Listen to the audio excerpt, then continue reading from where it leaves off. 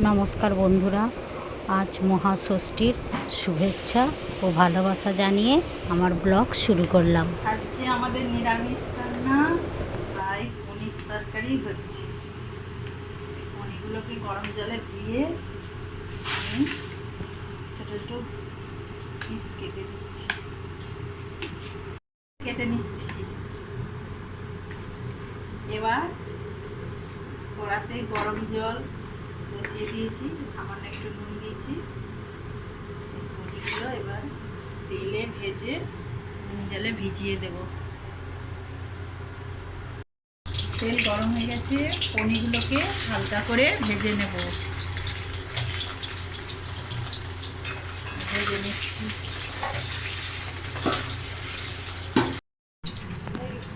ভাজা হয়ে গেছে পনিরগুলো, একটু গরম এই নুন জলেতে ভিজিয়ে 10 মিনিট রেখে দেবো, তারপর আমি রান্না করব।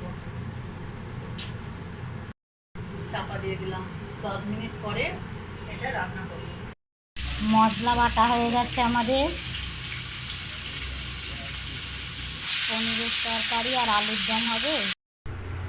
একটু কালো জিরের ফোড়ন দিলাম,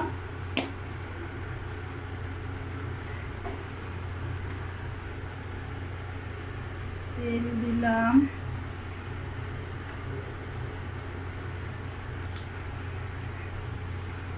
শুকনো লঙ্কা ফোড়ন, দারুচিনি,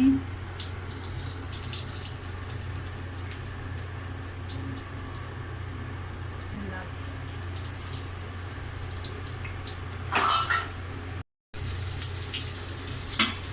আদা জিরে বাটা একটা,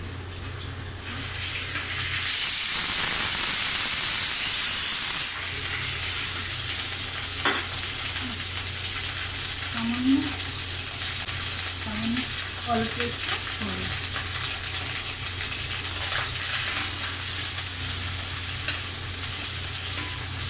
ছিল, এবার দিয়ে দেবো।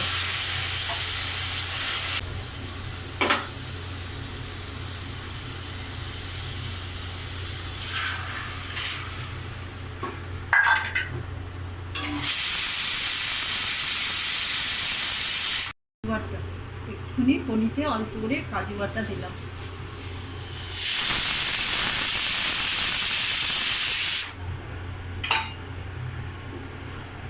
এটি আমাদের পনিরের তরকারি।